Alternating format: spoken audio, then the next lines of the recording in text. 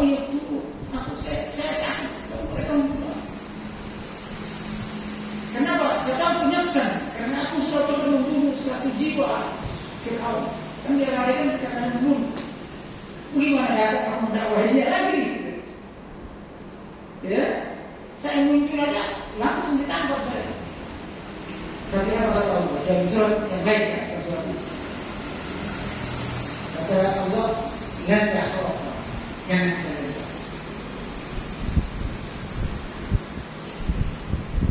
Ini la yakhafu alayya mursalin. Rasul itu tidak boleh takut. Yang baik begitu kata Allah, Rasul itu tidak boleh takut. Makanya Bapak Ibu sekalian tadi dan yakni Bapak Ibu ini dari tidak boleh takut. Dengan musuh tidak boleh. Bahkan nasihat Nabi Musa, wahai Musa, kamu itu Rasul, nggak boleh ada rasa takut. Ya, makanya di ayat yang lain, ala inna awliya Allah la khaufun alaihim wa lahum yahzanun. Wali Allah itu nggak boleh takut, nggak boleh sedih. Masing-masing, tak boleh takut dengan Fir'aun. Jawab lagi dari Musa, ya Allah, kan saya ini cadel, tak bisa ngomong, gimana caranya? Saya tidak punya apa-apa, tidak punya senjata untuk bela diri. Apa kata Allah? Wa ma tilka biyaminika ya Musa. Terus apa yang kamu pegang kadang-kadang itu? Kata Nabi Musa, tilka hiya asaya. Atawaqqa'u biha wa ahushu biha ala ghanam wa liya fiha ma'arib ukhra. Ya Nabi Musa, ini tongkat aku. Waktu dulu di rumah mertua aku pakai tongkat ini untuk mengembala domba. Jadi tongkat ini memang tidak ada dalam. Bukan seperti mereka tongkat yang saja. Ini tongkat dulu. Dan aku juga gunakan untuk kalau ada buah juga pakai tongkat ini. Ya, galak, jadi galak juga. Oh iya, itu ya. Boleh itu yang ada buah. Yang lain juga. Kata Allah, nah itu bisa jadi senjata melawan Musa, melawan Fir'aun. Soal kibihah, coba kamu lemparkan juga. Karena Musa heran dulu dan Musa, kok bisa ya? Tongkat itu tongkat biasa. Kata Allah, udah nggak usah mikir, kau lempar, nggak usah tanya, lempar. Ketika Nabi Musa melempar, faidah dia hanya ya, tiba-tiba tongkat itu jadi sesuatu yang hidup semula. Ya, karena Nabi Musa tadi ngomong sama orang berkaku. Orang Fir'aun lengkap dengan tentaran yang luar biasa. Junuh Fir'aun, tentara Fir'aun. Nabi Musa itu datang tadi tadi. Terus apa lagi? Sekarang wahai Musa, di ayat yang lain. Pegang kantong jandika, pegang kantong, maka kalau akan keluar cahaya. Jadi kalau Nabi Musa itu pegang kantongnya begini, lalu diangkat, ya, ini keluar cahaya seperti matahari. Jadi kalau dia gelap, ada listrik, tidak apa. Nabi Musa, ya, kan dulu tak ada lampu zaman Fir'aun. Dia debat dengan Fir'aun malam-malam. Nabi Musa tinggal begini, langsung terang. Lalu kemudian yang ketiga, senjatanya Nabi Musa, mujizat Nabi Musa. Kalau kamu merasa takut, pegang dada. Nabi Musa itu kalau dia takut, tinggal pegang dada, langsung dia berani. Makanya Nabi Musa itu tidak pernah takut dengan Fir'aun. Mujizat ketiganya, pegang dada, hilang. Coba ibu pegang, kalau bapak pegang dada ini, hilang rasa takut. Nggak ada takut kan? Tapi jangan pulang dari sini langsung ambil tongkat. Pulang, mujizat khusus dari Musa. Lalu kemudian kata Allah SWT, apa misimu mendatangi Fir'aun? Ini misinya, ayat 18. Fakullah sampaikan kepada Fir'aun, wahai Musa, katakan kepadanya, apakah ia mau menerima jalan hidup yang dapat dia terima dan taati? Maksudnya dia rubah bahwa dia bukan Tuhan, bahwa agamanya selama ini salah, sesat, hidupnya selama ini dan kaum itu sesat. Terima jalan Allah itu. Jadi bahasa kita sekarang suruh masuk Islam. Fir'aun kira-kira mau nggak kita? Apa namanya? Donald Trump masuk Islam. Nanti Nabi Musa begitu kita dulu.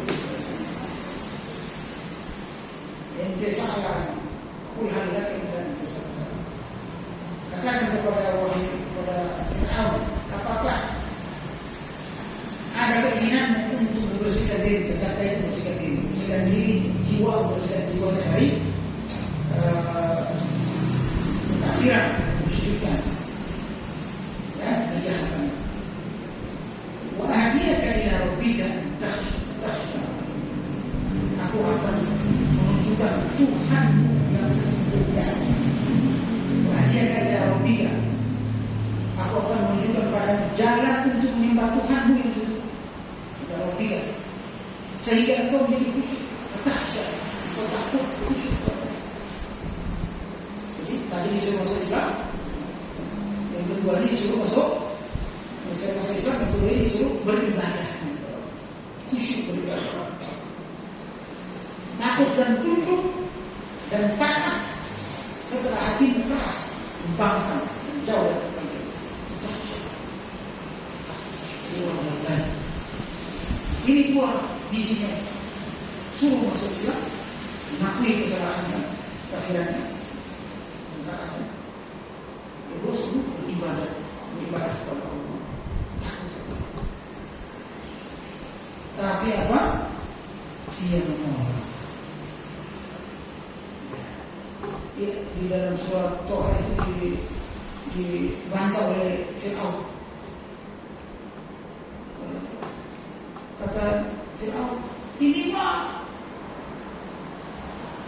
dongeng-dongeng seperti zaman dulu ini. Ternyata Fir'aun itu pintar juga, dia pernah baca sebelumnya. Ada juga nabi sebelumnya, berarti nabi sebelumnya Nabi Ibrahim ya.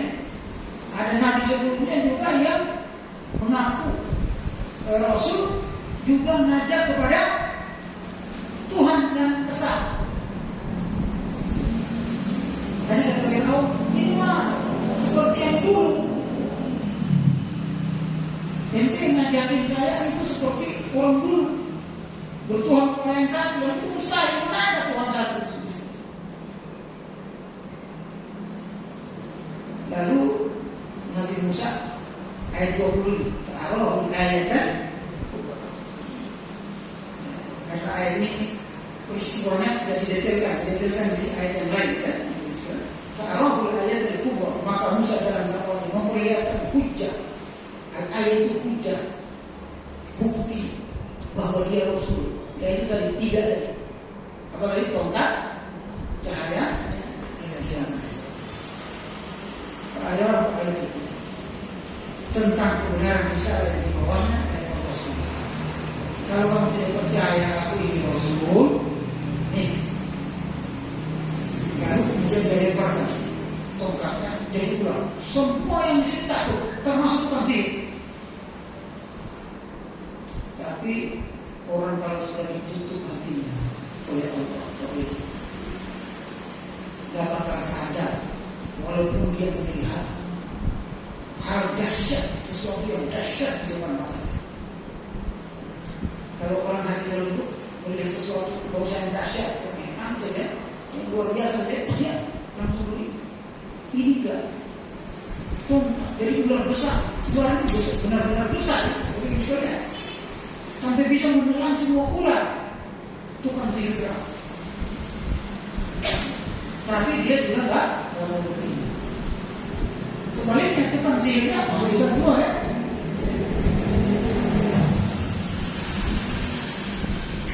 Ini kemarin Allah, ada dua pembahasan pada surat An-Nazi'at ayat 10 ayat 11 sampai 20 ini. Tadi yang pertama tentang hari kebangkitan, hari kiamat yang pasti, ya. Kondisi manusia akan dibangkitkan dalam sudah tulang dari ibu, dibangkitkan dalam satu tiupan sekali, dan itu tidak ada yang mustahil bagi Allah. Jika ada syai'an yang yaqulu lahu kun fayakun, kalau Allah inginkan pun jadi maka jadilah. Nah, yang kedua ini tentang dakwah Nabi Musa kepada Fir'aun.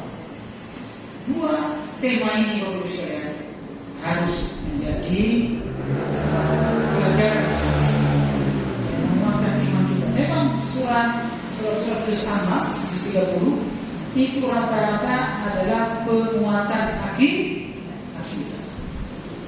Kalau di sini penguatan akidah tentang kebangkitan dari kiamat. Dan yang kedua, akidah kita tentang dakwah para nabi, iman kepada nabi. Wallahu a'lam bishawab. Saya kira kemudian karena kita sampai 20 saja. Kalau ada yang ditanyakan, menambahkan silakan. Assalamualaikum warahmatullahi wabarakatuh.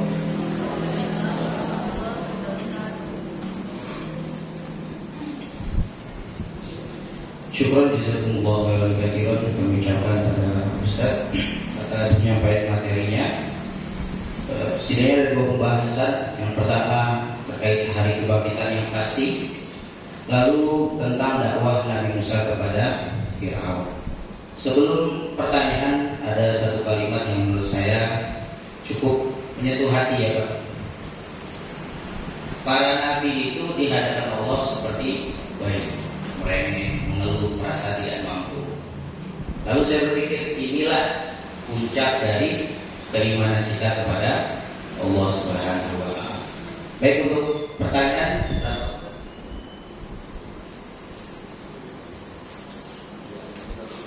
baiklah, untuk pertanyaan kita buka untuk dua penanya, satu dari ibu dan satu dari bapak. Silakan, Bapak. Dari bapak-bapak dulu ya Bu. Assalamualaikum warahmatullahi wabarakatuh. Ustaz, yang mau saya tanyakan, apa hubungan antara surat An-Nazi'at ayat 10 yang menjelaskan tentang hari akhir, kemudian tiba-tiba menyambung ke dakwahnya Nabi Musa? Apa hubungannya? Terima kasih. Assalamualaikum warahmatullahi wabarakatuh.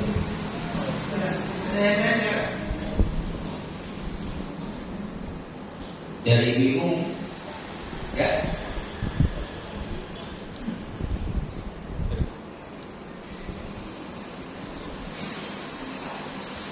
Assalamualaikum, Ustaz, mau tanya kan, untuk di ayat 14 manusia dibangkitkan di dunia lain, dunia kosong dan rata. Apakah itu yang dimaksud pada masa?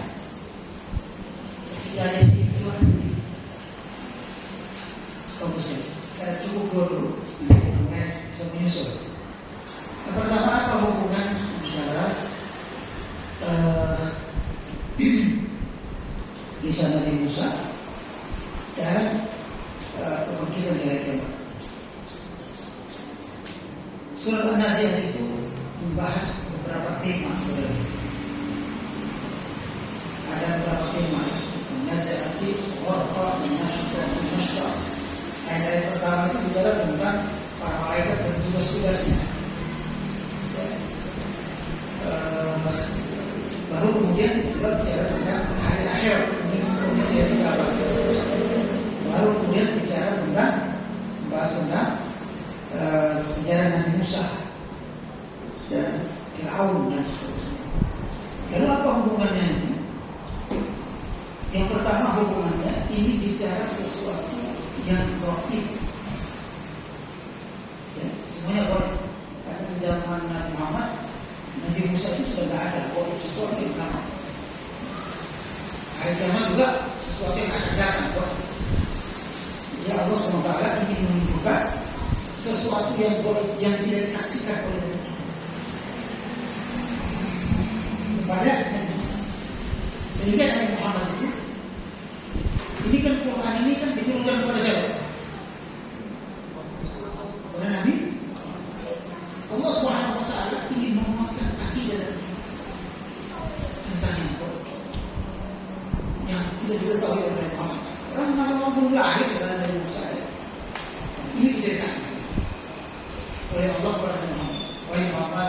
dulu ada bangun lagi, itu baik semua. Sehingga Nabi Muhammad itu punya ilmu tentang yang baik-baik itu diceritakan. Juga nanti hari kiamat modelnya seperti ini oleh Muhammad. Sudah. Sehingga Nabi Muhammad kuat imannya. Makanya kita menafsirkan ayat ini itu seperti Nabi Muhammad ketika di surga. Jadi kita juga kuat imannya. Oh ternyata dulu ada kami. Ternyata sehebat apapun Fir'aun dasar. Ini seorang Rasul. Ya, tidak ada namanya kebatilan itu, kekafiran itu abadinya, pasti ada akhirnya. Sama juga kita zaman sekarang ini, Israel itu tidak akan abadi, pasti ada akhirnya. Ya. Amerika, Eropa, dunia barat itu pasti ada akhirnya. Mereka baru 100-200 tahun berkuasa. Umat Islam pernah berkuasa 1.200 tahun. Pasti ada akhirnya. Itu hubungannya. Bukan sesuatu yang baik yang terlalu dan yang akan datang. Nabi Musa yang terlalu dan kiamat yang datang. Sehingga Nabi Muhammad itu akan yang lalu apa yang akan datang seperti apa. Itu hubungannya. Yang kedua, hubungan itu adalah hubungan bekal, bahwa saat akan Allah mengajak Muhammad lakukan tugas ini seperti Nabi Musa. Kenapa?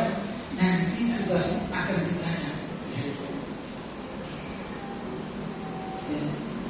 Dakwahmu itu akan diaudit dari Allah. Ya, kita ditanya sama orang hisab kan? Jadi kita ini juga begitu. Lakukan tugas kita, wahai ibu-ibu sebagai suami, sebagai istri, bapak sebagai suami, yang kedua sebagai dai, sebagai daiyah. Lakukan tugas. Nanti akan kita dihisab oleh Allah. Ya, itu kita. Itu. Tadi ibu bertanya kedua. Apakah itu yaumul mahsyar?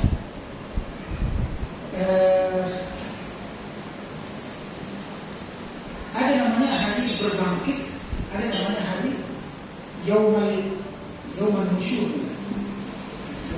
yaumul ba'ats, hari kebangkitan. Jadi mungkin proses hari kiamat itu saya ceritakan dulu ya. Proses hari kiamat itu dimulai dari hancurnya dunia. Ya. Lalu yang kedua, setelah hancur dalam semesta, hari berbangkit. Lalu hari berbangkit yang ketiga, proses berikutnya adalah hari yaumul mahsyar, hari kita dikumpulkan di satu tempat. Dikumpulkan di satu. Lalu namanya ada yaumul hisab, hari penghisaban, audit. Yang berikutnya yaumul mizan, hari timbang, amal kita, hari mizan timbang. Mana yang berikutnya? Lalu kemudian yang kelima itu sirat, hari siratul mustaqim. Nanti menyeberang, mohon maaf, sebelum siratul mustaqim, ya setelah siratul mustaqim ada namanya hari menerima kita. Jadi ada prosesnya. Sebelum masuk surga itu lama prosesnya. Ya. Makanya dunia ini paling singkat prosesnya kita hidup dalam proses kita. Di sana paling lama. Puluhan ribu tahun. Ya. Nanti yaumul mizan itu nanti sekaligus menerima kita. Ya. Amanah putih kita bahu dia ini dan menerima kita dengan tangan. Ada yang menerima kita pasti akan hidup lah. Nah, itu nanti akan yang masuk surga ya, dengan tangan kanan. Baru kemudian yang nyebrang terus. Baru setelah itu masuk surga atau masuk neraka. Jadi ada lebih 7 proses. Nah, nampaknya hari berbangkit itu beda dengan yang bermahsyar. Ya. Hari mahsyar karena hari berbangkit bangkit itu disebutkan tadi Baitul Maqdis. Kalau hari Yaumul Mahsyar, manusia mahsyar itu dikumpulkan, manusia dikumpulkan satu untuk siap dihisab, menunggu hisab. Nah, dihisabnya itu bukan di bumi, tapi di alam lain, alam akhirat, yang disebut dengan padang mahsyar. Padang mahsyar ini, Bapak Ibu, beda dengan Baitul Maqdis. Kenapa beda? Karena Nabi cerita itu. Padang mahsyar itu kita menunggu ribuan tahun. Dalam waktu menunggu itu, matahari seperti satu jengkal. Itu tidak mungkin di Baitul Maqdis. Ini satu jengkal matahari. Manusia waktu itu akan sesuai dengan amalnya. Keringatnya itu ada yang sampai mata kaki. Ini sesuai dikatakan oleh Aisyah. Ada keringatnya yang sampai betis, ada keringatnya sampai perut, ada keringatnya sampai leher, ada yang berenang. Tergantung amal. Itu yang mahsyar masih. Nah, kalau lihat ciri-cirinya seperti ini, nampaknya berbeda antara Baitul Maqdis, tempat kita berbangkit, dengan tempat dikumpulkan. Walaupun ada pendapat kecil ya, mengatakan sama. Mungkin di situ Baitul Maqdis itulah pada mahsyar. Tapi ketika melihat beberapa hadis, menurut saya itu berbeda. Saya melihat berbeda karena Baitul Maqdis itu masih bumi ini, sementara pada mahsyar itu alam lain. Mana kita pernah diterima di sana dan seterusnya tempat. Dan di alam pada mahsyar itu juga tempat hisabnya. Jadi tempat hisab itu di situ di mahsyar itu. Kita ditanya satu persatu. Kata Nabi kurang lebih 40.000 tahun, 40.000 dan seterusnya. Nabi ceritakan kita menunggu. Wallahu a'lam bishawab. Ini peristiwa hari kiamat memang terjadi. Kasih pertanyaannya sehingga kita meyakini persis. Kalau Syiah, Bapak Ibu, kalau Syiah dia tidak meyakini proses hari kiamat yang itu juga. Dia tidak meyakini Yaumul Hisab, ya, Yaumul Mizan, Siratal Mustaqim. Dia tidak beriman Syiah. Dia mengatakan mati nanti langsung apakah di surga atau neraka. Bahkan mereka tidak meyakini ada azab kubur. Itu ahli sunnah doang, ya. Kita meyakini 7 proses. Wallahu a'lam bishawab. Ada lagi?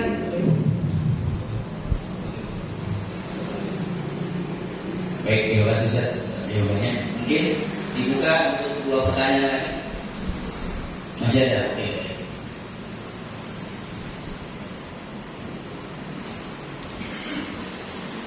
Assalamualaikum warahmatullahi wabarakatuh. Waalaikumsalam. Izin Pak Ustaz bertanya, dalam literasi yang ada seperti saya pernah membaca Pak Ustaz, mohon koreksi kalau salah. Di situ dikatakan Nabi Musa alaihissalam tidak dapat bertemu dengan Allah karena baru melihat cahaya atau sinar saja beliau Nabi Musa alaihissalam ini sudah keburu pingsan. Terus kemudian cara Nabi Musa itu berdialog atau berbicara dengan Allah itu seperti apa? Kemudian isi dialognya apa Ustaz kira-kira? Demikian. Assalamualaikum warahmatullahi wabarakatuh. Dari ibu-ibu.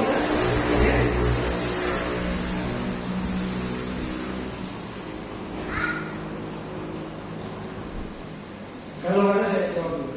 Bagus sekali pertanyaan. Dalam akidah Ahlussunnah wal Jamaah sepakat bahwa tidak ada nabi dan rasul pun yang bisa melihat Allah di dunia. melihat Allah dan bertemu Allah secara langsung itu nanti di akhir. Ya, tetapi di dunia Nabi dan Rasul bisa ngobrol langsung dengan Allah.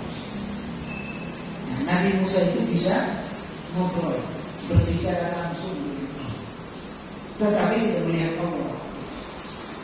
Itu sudah disepakati. Tidak ada pendapat lain selain itu. Maksudnya, jadi Nabi Musa hanya berbicara langsung dengan Allah. Berbicara gimana? Nabi Musa tidak melihat Allah, hanya mendengar suara. Iznada Allah, Tuhannya memanggil dia, wahai Musa. Di surat Toha Allah menuliskan, Innani ana rabbuka fakhla'na 'alaika innaka bil wadil muqaddasi tuwa. Aku adalah Tuhan dan sesungguhnya engkau berada di tempat yang suci. Lepaskan tombakmu. Jadi Musa disuruh lepaskan tombak. Tempat suci. Karena kita tidak masuk masjid tidak boleh pakai tombak. Tempat suci. Ya. Lepaskan tombak. Nabi Musa ikuti sholat. Lalu Nabi Musa ngobrol. Nabi Musa bertanya, Allah langsung jawab. Itu kelebihan Nabi Musa. Hanya Nabi Musa saja. Kalau Nabi Muhammad ketika Isra Mi'raj. Jadi kalau di dunia ini ada itu. Ya, baca Nabi Musa. Cara ngobrol yang begitu. Apa yang diobrolin? Tadi di antara ucapannya yang diobrolkan. Nabi Musa ini ngobrol dengan Allah itu lama karena dia akan mendapatkan tugas maha berat tadi. Ngobrolnya lama. Makanya kita ngobrol sama Allah itu lama, jangan sujudnya cepat-cepat. Kenapa kata Nabi? Detik-detik atau waktu kita dekat dengan Allah itu ketika sujud, ketika sholat. Ya. Kalau kita bertemu Allah, Nabi Musa itu bertemu Allah di Wadil Muqaddas itu. Kalau kita ini di waktu kita sholat. Makanya ketika sholat itu lagi ngobrol sama Allah, jangan cepat-cepat, jangan buru-buru. Kita bertemu Allah buru-buru. Giliran makan di restoran nggak buru-buru kan itu. Itu kita repotnya kita di manusia itu ya. Nah, ternyata apa yang diobrol? Pertanyaan apa saja yang diobrol oleh Musa itu? Banyak. Semua keluhannya itu ya Allah, saya ini pernah membunuh, saya ini pernah lari, saya ini, bahkan Nabi Musa menghubungi di surat yang lain, ya Allah, saya agak susah ngomong, nggak fasih karena pernah kena itu terbakar lidahnya ketika diuji sama Fir'aun. Lalu kata Nabi Musa, wa Haruna afsah lisan, wa Haruna akhi afsah lisan. Jadikan Harun saudaraku sebagai temanku karena dia lebih fasih lidahnya. Makanya ada Harun itu juru bicara. Jadi ngomongnya itu banyak banget permintaan dari Musa.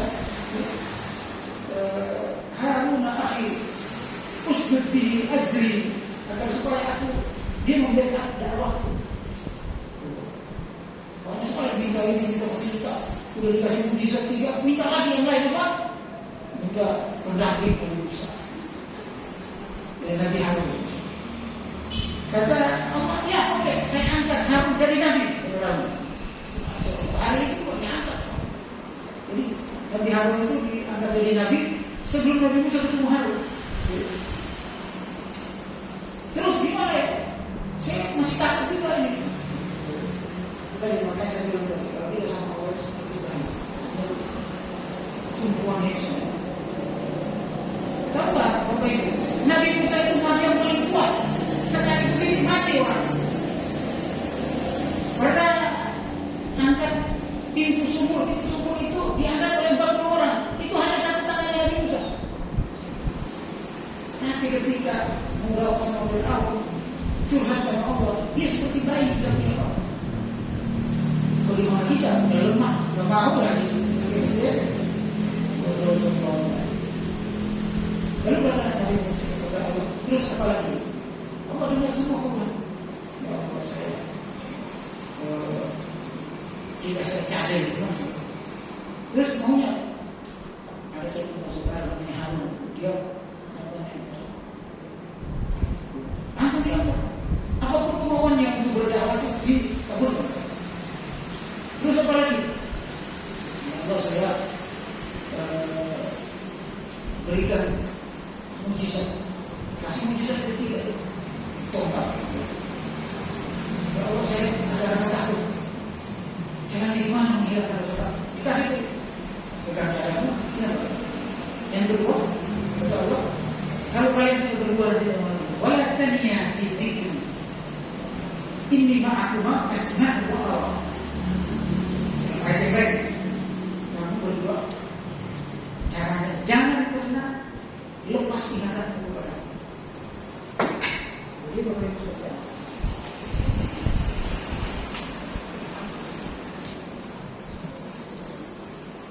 jadi Bapak Ibu sekalian dirahmati Allah SWT, menghadapi musuh itu kata Allah, jangan lepas hubungan. Oleh tanya, jangan kalian berbuat lupa ingat. Nabi Musa nanya itu, gimana caranya saya tetap tegak, tetap istiqomah sampai kayak ini? Jangan putus ingatan. Kenapa kata Allah? Inni ma'akum asma'u wa ara. Tenang, aku terus berada dengan kalian, bersama kalian berdua. Allah berkata namanya ma'iyatullah. Apa? Ma'iyatullah, kebersamaan. Allah terus bersama kalian, aku terus bersama kalian berdua. Aku mendengar dan aku lihat apa yang kalian. Asma'u wa ara. Jadi Nabi itu, Allah itu memuatkan Nabi Musa ditarbiyah dalam sehari masa malam itu di Kabupaten Mukarras itu kan semua bekal-bekal. Jangan lupa sih, aku berada dengan kalian berdua bersama terus. Bekerja tak bersama. Allah SWT. Makanya Nabi Musa menang. Kita juga begitu. Jangan menganggap Allah itu tidak bersama kita. Ini ma'akum asma'u wa ara. Aku bersama kalian berdua, aku mendengar dan aku melihat apa. Fir'aun itu kecil kan? Gak usah takut. Makanya ketika Nabi Musa berhadapan dengan lautan di depan, di belakang tentara Fir'aun ketika menyelamatkan Bani Israil ini. Bani Israil kan penakut. Apa kata Bani Israil? Wahai Musa, inna lamudrakun, kita akan dibunuh oleh Fir'aun. Apa kata Musa? Kalla inna ma'iya rabbi sayahdi. Sekali-kali tidak. Sesungguhnya Allah terus bersama. Ma'iya, sebenarnya ma'iya itu. Kita akan menjadi kuat kalau kita yakin bahwa Allah terus bersama kita. Itulah Nabi Musa. Kalla, sekali-kali tidak. Nabi Musa tenang. Oh, jangan khawatir. Itu kalla itu jangan khawatir. Ini ma'iya rabbi, inna ma'iya rabbi sayahdi. Dan bersama kepada Tuhan yang akan memberikan solusi apapun. Apa solusinya? Wahai Musa, tadi Nabi Musa dia pikir tongkatnya itu fungsinya cuma jadi ular doang. Ternyata tongkat itu multifungsi, Bapak Ibu. Kata Nabi Allah, Wahai Musa, ini udah dekat Fir'aun. Ya Allah, ini gimana nih? Kata Allah, dah itu tongkatku, pukulkan saja keluar. Pukulkan keluar. Terbelah, fantalaq al-bahru bi-khairin 'azim. Tiba-tiba lautan terbelah seperti dua jurang yang besar. Laut Merah, saya pernah mandi di Laut Merah itu sekali, yang ujungnya itu nggak kelihatan. Bukan Laut Merah kalau di kota itu pakai itu doang. Ujungnya itu nggak kelihatan. Nyebrang, saya nyebrang Laut Merah itu 2 hari 2 malam pakai kapal dari Mesir ke Saudi. Kan satu pesawat ke Saudi dengan Mesir. Itu 2 hari 2 malam nyebrang. Naik kapal. Itu mana kalau berenang? Ya.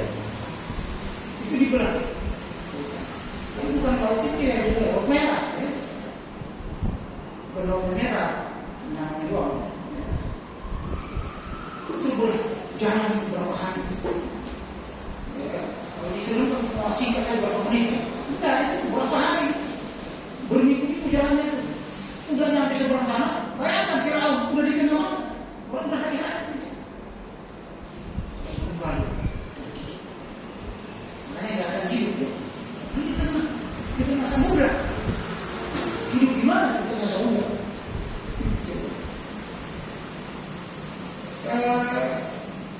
Bahkan ketika mereka kehausan, udah nyebrangin, nggak ada makanan, nggak ada ngeluh lagi di Bani Israel. Bani Israel itu tak ngeluh. Musa, ini menyelamatkan kami. Mana logistiknya? Nggak ada air minum. Kata Allah, pukulkan tongkat, pukul lagi tongkat. Di batu dipukul, keluar air, mata air, 12 mata air. Surah kapal itu. Jadi tongkat itu belum difungsi. Ya. Itu mungkin yang diikuti sama doa yang unik. Luar biasa nih, Bani Israel ini dimanjakan sama Allah. Makanya mereka kayak gitu. Setelah itu bilang, belajar. Yang kedua tadi yang kedua, kedua. Ya. Saya kira itu, semoga Allah SWT menguatkan iman kita dan 10 ayat ini sudah bernasihat yang ma'iyatullah, tawakal kita kepada Allah bersama kita kepada Allah. Bila taufiq wal hidayah, Allahumma muwaffiq ila aqwamit thoriq. Wassalamualaikum warahmatullahi wabarakatuh. Syukran jazakumullah khairan katsiran.